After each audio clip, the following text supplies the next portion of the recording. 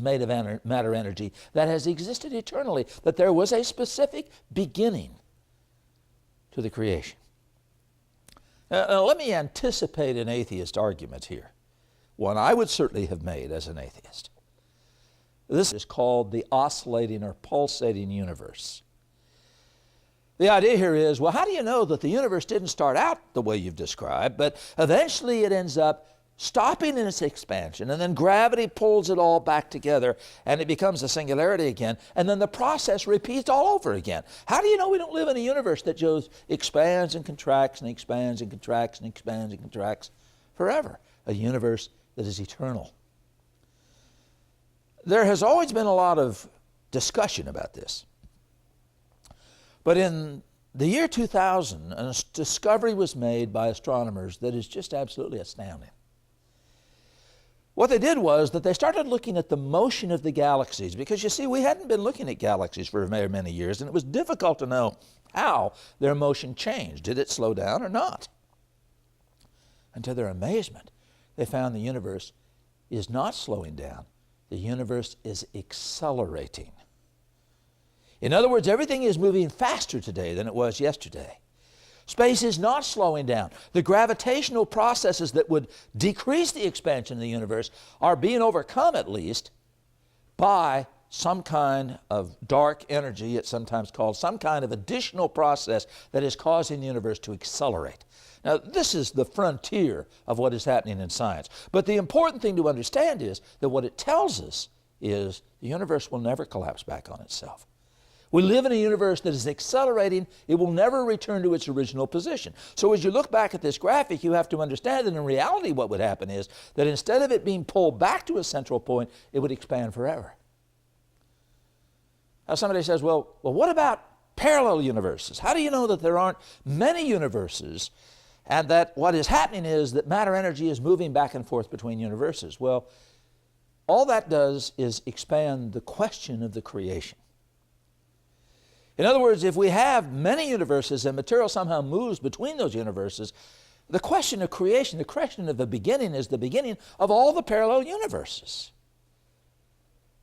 And it's important to understand also that we have absolutely, at least at the time we're making this video, not one shred of evidence that such a thing exists.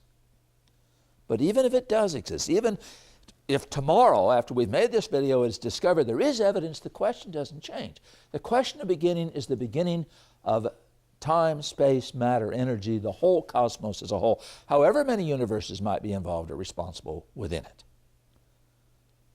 There's evidence here that we had a beginning. Now, there are many other questions that can be raised. One of the questions says, well, what about the Big Bang? And let me tell you the story to show you how clear this evidence is. When I was a kid, I wasn't a very nice kid. And one of my favorite projects was blowing things up with firecrackers. I used to put firecrackers in soup cans and blow them out of sight. I was good at it. And one day, some of my little buddies were out in the backyard, and I decided to play a big joke on them. I was going to throw a mud ball, an explosive mud ball at them. Now, for those of you who aren't that mean and that nasty, let me explain that. What you do is you take a firecracker and you put it in a big ball of gooky mud.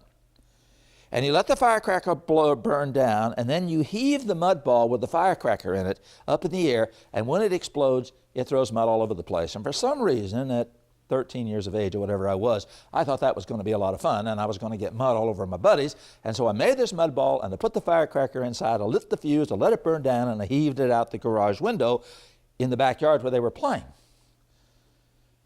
The only problem was I hit the window.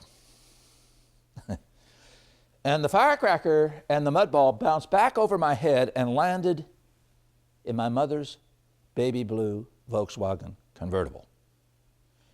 There was a big bang, followed by a whole bunch of little bangs on my rear end. And the pattern that was in that baby blue Volkswagen convertible was exactly the pattern that you saw in the picture of the Big Bang. I know because I spent many, many hours with a bucket, a spick and span, and an assorted number of brushes cleaning the inside of that car. Now, the question I think has to be raised here, the point that needs to be made is, what does the Big Bang have to do with the question about which we're talking? You know, somehow religious people seem to feel that this is some kind of a big problem, that the Big Bang Theory is some kind of an opposition to their belief system. But the question remains, what blew up? The Big Bang Theory is a clear demonstration that there was a beginning. The evidence of the expanding universe supports the Big Bang Theory, but it still raises the basic question of what was the source of the explosion. Could God have used an explosion to shape the universe as we see it? I would suggest to you that a well-educated atheist will hate the Big Bang Theory because it doesn't answer the question about which we're talking. And the important concept involved here is that this is just one small evidence that there was a beginning. One small evidence in the support system that we're looking at that raises questions about a logical argument for the existence of God. In our second video, what we would like to do is to show you some more evidence that there was a beginning, anticipate some of the questions that might follow with that, and then move from that into a discussion that has to do with how that leads to other choices that suggest the concept of the existence of God. Now, we want to emphasize that this video is just an introduction. It's just a beginning. We hope that you'll continue through the videos. We'd also like to mention that the contents of this video is available in a booklet, which is titled A Practical Man's Proof of God. We have this booklet as well as other materials available completely free of charge. We're not a business. We don't want to sell you anything. We just would like for you to look at some of the evidence that we believe is available and hope that this will be helpful and useful to you. So we're going to give you some information, and we hope you'll be willing to respond to that and to request some of this information and to join us in the next presentation when we'll look at not only how we know there was a beginning, but what was the cause of that beginning. Thanks for being with us. Does God Exist is an educational program which attempts to provide evidence that man can logically believe in God and that the Christian system presented in the New Testament is the best option for successful living. We offer materials free and on loan. Contact us by mail, fax, or email for a catalog, to request materials, or just to ask questions. Does God exist may be the most important question you will ever ask.